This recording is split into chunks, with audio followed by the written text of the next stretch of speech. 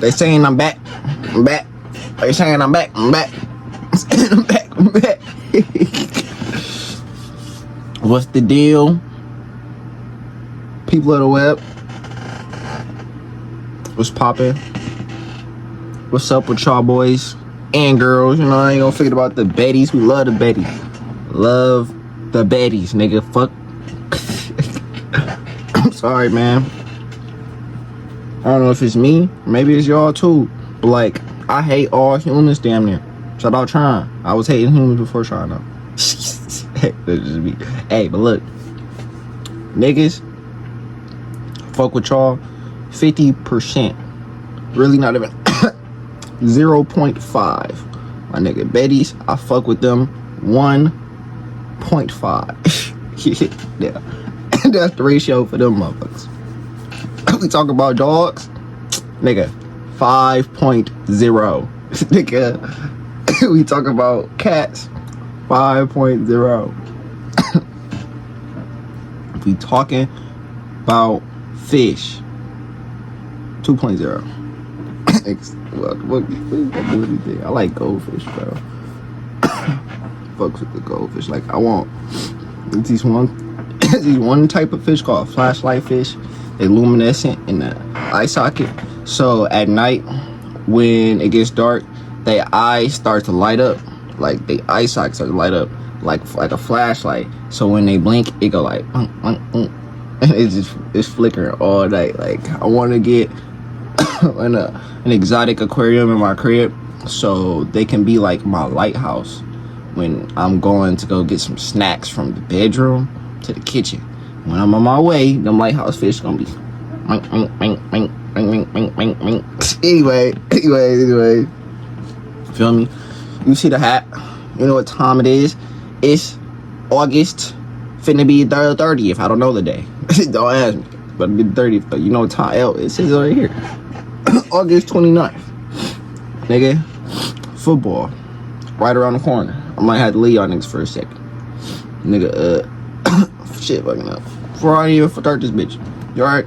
You gonna see the title of the video, bro. I'm gonna read both of them real quick before I even go to my thing. Oh, no. Hey, look, listen. Dave Portnoy, Roy, Yoy, some shit.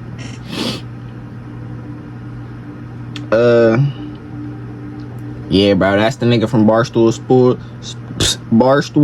Sports. Super Michigan fan. Hey, but to be real, he's the nigga I knew to let me know that we was getting a 5-star to flip. hey, he's a W in my book, man. Listen, some shit happened with game, and I'm gonna watch 2 videos explaining on that. We're gonna watch one in this one, and I'm gonna make another one right after this.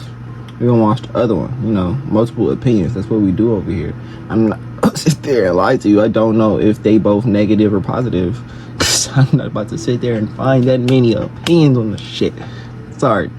Not even sorry. Fuck y'all niggas. It's not that important. It is. It's a little important. That's why we watching it. But, very.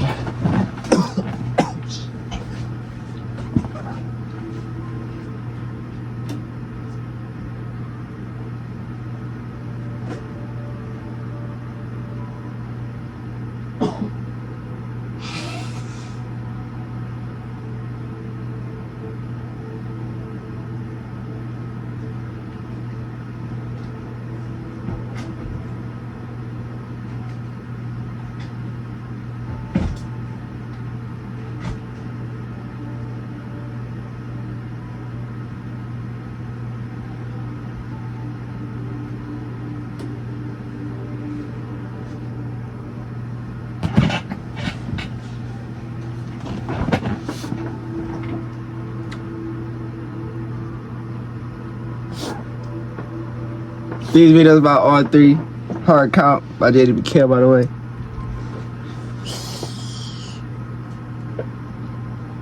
Man, it's a good time. It's a good time.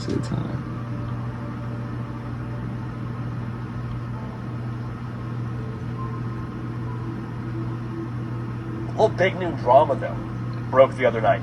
You got reports coming from Front Office Sports that Ohio State is barring Barstool Sports and their college football show from being on campus in Columbus for their show. And then it's allegedly keeping Dave Portnoy, who's now part of Big Noon, from being in the stadium for Big Noon kickoff. Now, that's how Front Office Sports reported it.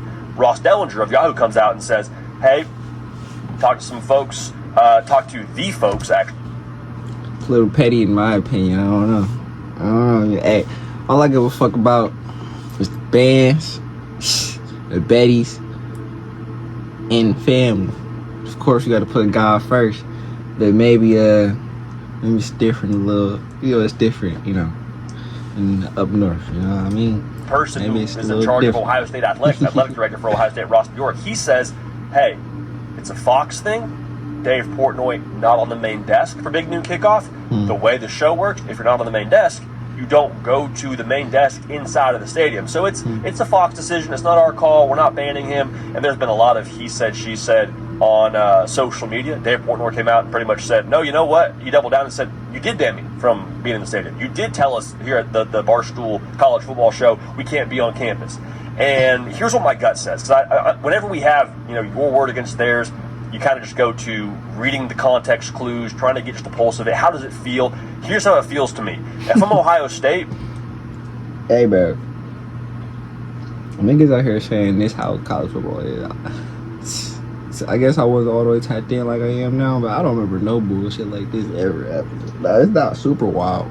It is some always crazy shit going on before the college football season, but this is like... I probably don't want a Michigan super fan in the stadium before we kick off against Texas. I probably don't want that. Now, I also don't think this report is just completely made up. You said, bro, glazing too much, bro. We don't need the type of energy, man.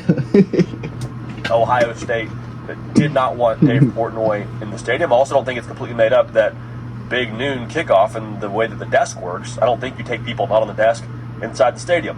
So the other thing that's interesting here is Ross Dellinger spoke to a Big Ten spokesperson, and the way that it was phrased to him is Dave Portnoy won't appear not just in the shoe for Texas Ohio State pregame, he won't appear inside any stadium of any conference school this year. So with that being the other part of the information, I think this was very much so a similar situation where you're going to a party and you text your friend, hey, is so-and-so coming? You don't like so-and-so. You don't want to be there if so-and-so is going to be there. They text you back, no, they won't be there. Okay, so they're not going to be there to begin with. But if they were going to be there, you would have had an issue with it. There would have been friction. You would have done something within your power to probably have them not be there, is my guess. So is Ohio State behind this? I don't think they're...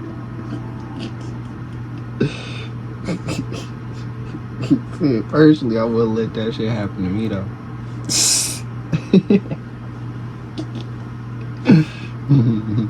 110% behind the Dave Portnoy thing. I think they're probably behind the Barstool College Football Show thing. That's the way this reads to me. That's what Barstool is saying pretty loudly across the board, is like, hey, y'all did not want us on campus. That was your call. We had to cancel last minute, do the show from the studio. So that reads a little bit more clearly to me. But when I first heard this report and watched this whole thing go down, your first thought when you read the On3 social graphic of Dave Portnoy being banned, the founder of Barstool Sports, a little bit soft, right? For those of y'all that don't know, Dave Portnoy went to Michigan super fan, now a part of Big Noon Kickoff on Fox. Like, it feels a little bit soft if Ohio State is behind it. Then I slept on it for a few hours. Got up the next morning and I was like, you know what? If I'm Ohio State, I'd probably feel the same way. I might take a similar action if Ohio State is behind this. Like, isn't this kind of what college football is about? Pettiness, rivalry, hatred. I don't like you, and guess what? I'm going to go to pretty excessive lengths to make sure you know I don't like you and to make your life hard. If it's Ohio State, Michigan, if it's Texas, Oklahoma, if it's Cornell, Columbia, like, it's a rivalry, man. Like, you're not supposed to be on good terms or do anything for the other side. And so if Ohio State is behind this, if it looks soft, it, kind of feels that way. But also, I don't think they're all that wrong for having an opinion or doing something in their power to try to keep Michigan influence from impacting the scene in Columbus, Ohio. So you know who really wins this whole thing? who really might actually be behind this whole thing, and this is kind of getting the tinfoil hat on, kind of conspiracy sort of vibes. You know who benefits the most from this entire situation? Right. Fox. Right? You now have a pretty sizable story around your pregame show and your new talent that is not now apparently going to be in the stadium for one of the biggest games of week one, if not the biggest game of week one, that just so happens to also be in your primetime spot in the noon kick. Fox is probably going to benefit the most from this, because you know what? Even if you weren't going to watch Big Noon on that Saturday morning, you might now. You might watch the first few minutes now. You might at least keep up with what's going to happen. And if you're not going to keep up with what's going to happen, I promise you Dave Portnoy is going to cut a promo at some point in time that'll hit your social media feed, and you'll be tuned into that, interact with that. So I don't know that Fox is behind this. I'm not pointing fingers, but I am saying it's very convenient now that the week of the biggest game that you have on your broadcast outside of Ohio State, Michigan, and your new talent has some extra controversy around him not being potentially allowed into the stadium. I don't know. Feels like it works out pretty favorably for the folks at Fox. But again, I'm here for it. This is college football. This is rivalry. This is pettiness. This is hatred. And this is where we are right now. And I'm here for it. I'm down for it. And I cannot wait for this game to happen. I know you can't either. Facts. Hey, I fuck with the way he broke that shit down. I think they behind that shit too. Upon further we got the thinking about BetMGM game of the... You know, I do fuck with it. Pretty much I feel the same way he did. But, you know, being, you know, what I am, you feel me? Fuck them niggas whole time. Whole time they wrong, nigga. What are you talking about? Wrong as hell. You know, I guess, you know, some people just, you know, it just doesn't bother, you know, other people. I ain't gonna say too much. But, you know, we got different goals in mind. Different shit. Just be on our mind. We don't even be thinking about the outside force for real. You know, we just always end up being the outside force. Cause, hey, my nigga Arch was like, it was like, you know, here at Texas, you know what I mean? I'm saying go blue in this instance, you know what I mean? But he's like we at Texas, you know, we ain't never really feel like we was the ones being targeted for real, you know. We always feel like, you know, we was the one doing the targeting, you know. The red dot, he said the red dot not on us. We the ones that got the red dot on y'all back. Hey, bruh. That nigga might be media savvy. He might just do this shit. He might be more media savvy than hey, Pay low key got that shit. Pay got that shit. You be every time. I'm paying, man. I'm paying, man. What the fuck? Okay, Elon be more so. He kind of like Luigi. Like, he just be a little. But this nigga Arch, when he like waited a minute to say he's in college football 25, that was low key like the cement that just locked in the moment. Like, it was like, all right, we here, bro. We finally back. Like, nigga, we got the game back. Everybody in this bitch. And he popped up on the bitch. He was like the first nigga to really play that bitch. Like, he had his shoulder pads on. He was like,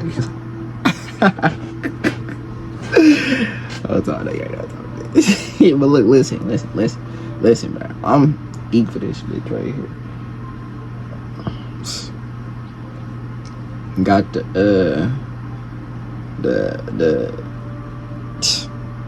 niggas versus the Longhorns, bro. Those things are. Hey,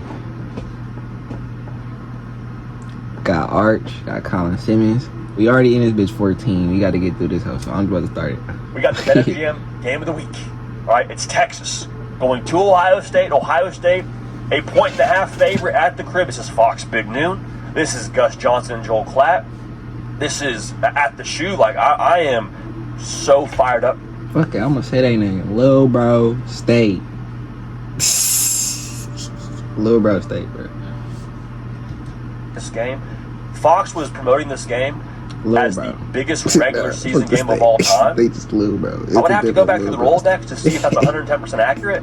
But I think the case to be made for the storylines on either side here is it's tough to have a hard and fast disagreement with that. When it comes to season openers, at least Arch Manning making his first start as the guy at Texas. Started games last year, but now he's truly the dude in Austin. Last name Manning, we'll see what he is when it actually comes to playing games in 2025, but it brings some extra juice with it now. When it comes to anticipation, build-up stage, all that Ohio State, Mr. couldn't win the big one, Ryan Day, now has won the big one. Got a national title to his name. Got the best player in college football in So insane. Mike Smith. Got the best defensive player in Caleb Downs on his squad. There's all the juice you need in a week one game. This game has got it. All right, so we'll lock in early, right after breakfast, a little brunch special for you, noon kick.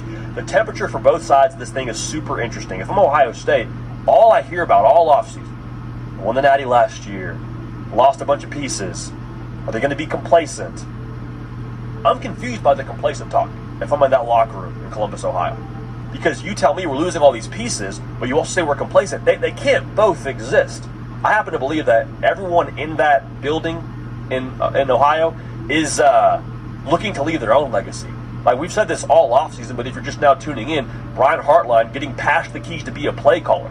You don't think he wants to make some of that? Julian Sayin getting past the keys to be the quarterback at Ohio State. You don't think maybe he's got a little extra pressure and desire to prove himself? No complacency for those guys. Matt Patricia coming over to call the defense.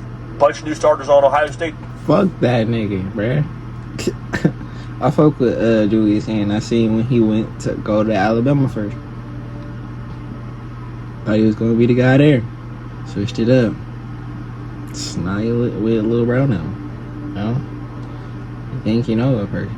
You know? But hey, that's gang in him. And then the man, never mind, you feel me? Fuck Caleb Downs too. I really don't fuck nobody else. I don't know what to tell you. What it is. But when we line them up, or when they line them up, you know what I'm saying? It's fuck them niggas, bro. Really though, every day I wake up, it's fuck Matt Patricia though. Not as a person. No, not as a person, but as somebody that's part of the game of football and what his career has done to the game of football so far. Fuck that nigga right now. He did shit for where my interest line. I'm gonna just say that. Out of the ball on the defensive side. You don't think there's some extra juice to wanting to prove themselves there? So the complacent talk, whatever, keep that to yourself. I think this Ohio State team is looking to prove a point here in week one. They got a chance to do it now against the number one ranked Texas Longhorns rolling into their place. Now, for Texas, I think they're running hot. Last couple of years, been close but no cigar, right? Semifinals twice. Texas, since Steve Sarkisian has got there, has, I think, been maybe one of the better stories in college football from what they were to what they are now. We're not here for good stories. We're not here for so close. We're here to get through the freaking finish line this year, dude. We're here to go win the national championship. And say what you want about what we lost, Steve Sarkisian and this building and this roster, they have been working towards a year like this, a window like this, with Arch Manning running the show for a minute. Defensive side is in good shape. Colin Simmons, Michael Taft, it's all right there. If I'm Texas, my feeling internally is all right. It's Michael Taft as a player. Hope he end up somewhere on a good team in the pros. Whole time, I hope the Lions draft that nigga. Yeah, I think he'd make a good Lion, bro. For real. Hey, Arch too. Our turn right now. To quote Michael Scott, my turn. All right, so the non-negotiables in this game for either side. If I'm Ohio State, it is. I'm trying to think of even a strong enough word to use here. There is no way in heck that I am leaving this game with Jeremiah Smith having one catch for single-digit yards like he had in the semifinal game a year ago. I feel that. Brian Hartline now calling the offense, him being a receiver coach. Imagine there's a certain personality this offense will have in regards to getting the football to his position group. But Jeremiah. And by the way, I fuck with Chip Kelly too. fuck with that nigga heavy for real. I ain't fuck with him last year. I ain't care for him. But seeing what his career did as little bro and them, he ain't that bad of a guy, man. He ain't too bad. And he got that Oregon stint. Never gonna forget that. That shit means something to me, man. Smith has got to have a, quote, no matter what he's getting the ball, end quote, package of plays for him. I'm talking throwing bubble screens. I'm talking jet sweeps. I'm talking quick game. I'm talking like however this game goes, even if Ohio State loses. If they don't win this game, it's not because Jeremiah Smith didn't get his touches. Facts. He's a bionicle. He's a freak show. He's a transformer. He needs to see the football against arguably the best defense in college football in Texas. Ohio State fans, you push back. I hear you. Roll with me. One of the best defenses in college football in Texas. And you have a first-year starting quarterback in Julian Sayin making his first start on Big Noon. You better force feed number 4. That's a non-negotiable for me when it comes to Ohio State. If he's a decoy at certain points, great, maybe in the second half, but he's not a decoy in this game when it comes to how we're utilizing him.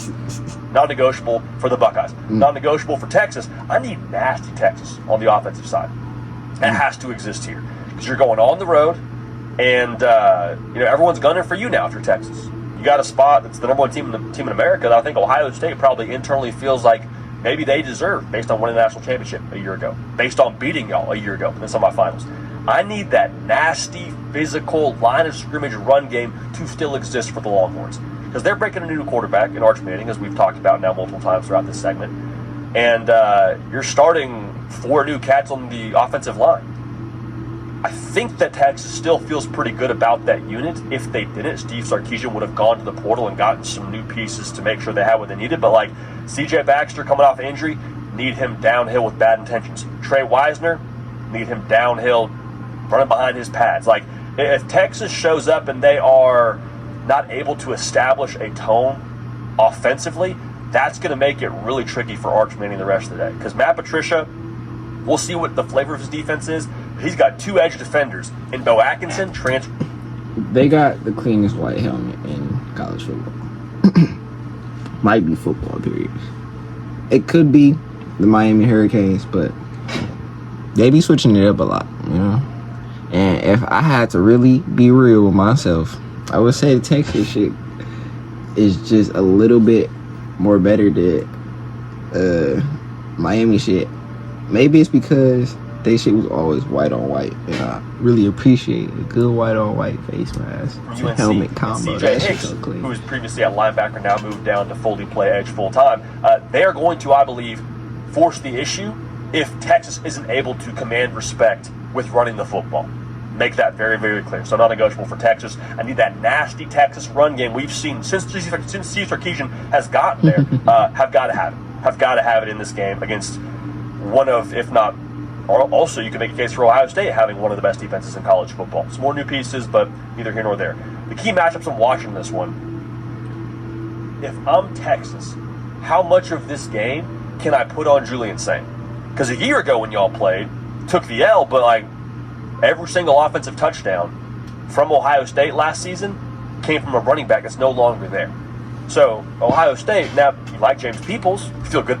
I ain't gonna cap, bro. I think that nigga fit the ball. I ain't think he can do no super crazy shit. He might, but I think he's a better overall quarterback than Will Howard. I think Will Howard tough.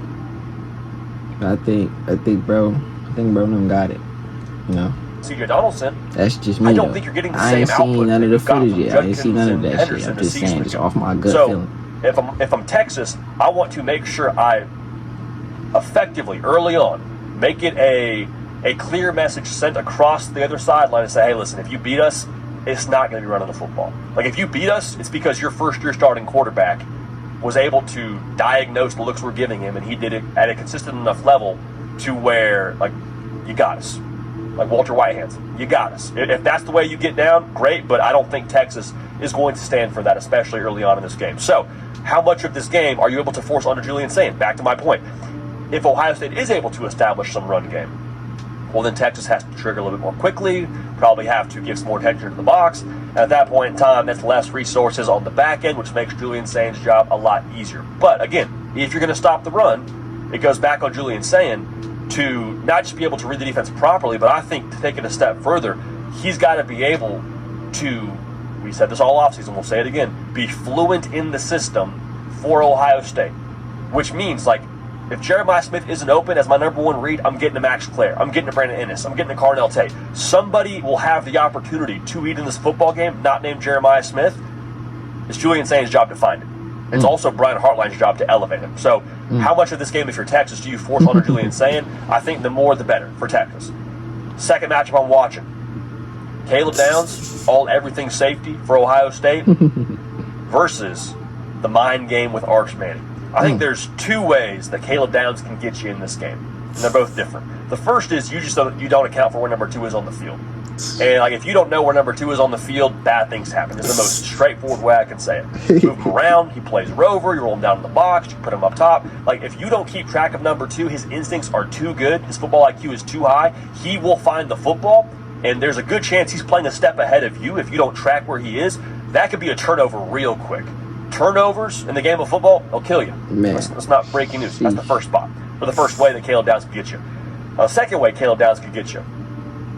Caleb Downs and where they line him up and how they utilize him could be very scary movie-ish, right? Remember, whenever you're watching a scary movie in a theater, you're always kind of like waiting for something to jump out at you. It kind of always feels eerie. It's always unsettling. For Arch Manning making his start the 2025 season, to start his campaign as the guy in Austin, and to not have a great gauge for where number 2 is, can cause you to feel a little bit sped up, cause you to see ghosts, can force you into making bad decisions. So you finish that scary movie, nobody ever actually jumped out at you, but you felt so uneasy the entire time. It was the fact that you were just consistently kind of scared that caused you to end up having a reaction that you had to that movie, which could be for the Texas offense, causing you to just kind of be out of rhythm, be out of sorts. So the mind game between Arch Manning and Caleb Downs is going to be really, really fascinating. I think the advantage here for Texas is the continuity that Steve Sarkisian has with Arch Manning. Because remember now, Arch Manning hasn't been the starter at Texas.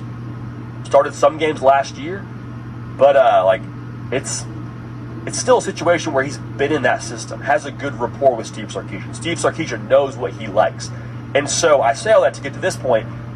If I'm Arch Manning, I need to obviously have good dialogue with Steve Sarkisian during the week, during our game plan, but I'm paying a very close attention to how that picture is changing throughout the course of a game. Because if I'm Matt Patricia, the DC for Ohio State, I don't think you can just sit in one defense or a couple of different looks for 4 quarters and expect it to be okay for you. Like, I know there's some new pieces for Texas on the perimeter. I know Ryan Wingo's going to have a larger role this year, Parker Livingstone, all that.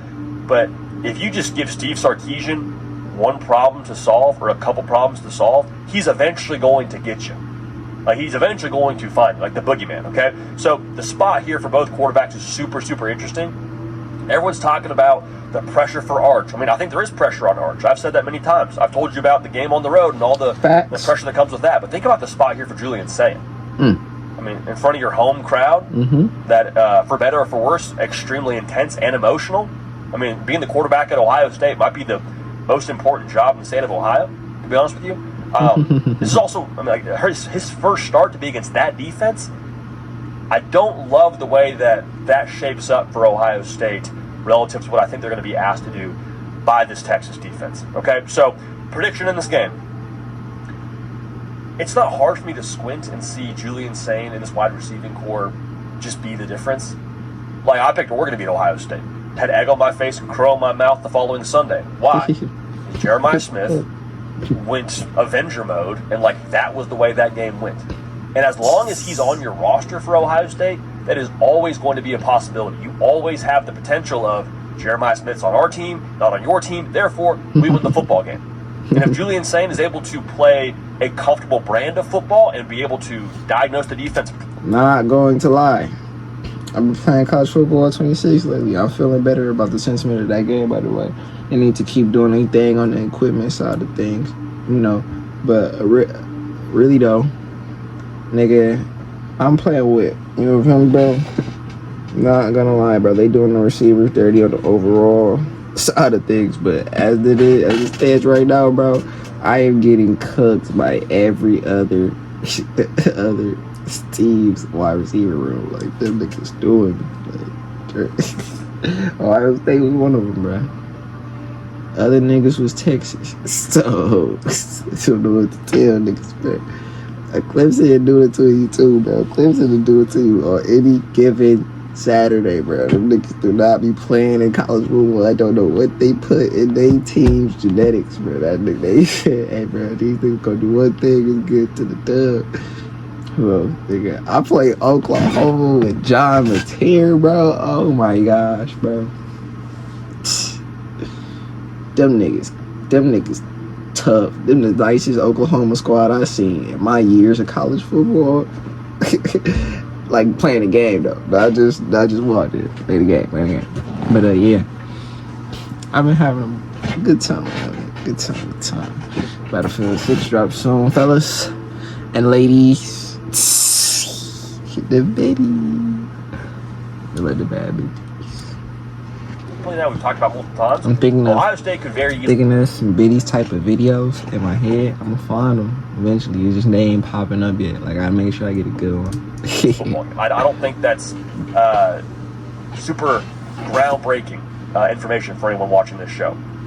But the longer I sit with this, I just feel like there is less that needs to go right for Texas to win this ball game. Like let's say Arch Manning rolls out there, has a B- day. Defense is still really good. Still a first time starting quarterback on the other side. Still a defense in Ohio State that's breaking in some new pieces that I feel like Texas will be able to run the football semi-effectively against. Like if it's ugly, I think Texas can win. If it's played in 30s, I think Texas can win. I think it's close either way, but I'm going to go ahead and say that you get good enough production from Arch. I think his legs are a massive weapon for them in this spot, kind of an X factor, if you will. I think that the experience of Arch, superior to Sayan. I think the pieces for Texas that are more established, I'm going to take them to win in Columbus. I think it's close. I think it's very close. But for the BetMGM game of the week, we'll take Texas to win. Moneyline, we'll take them to cover. Final score, 23-20. Now, I want to say this on the back end, though.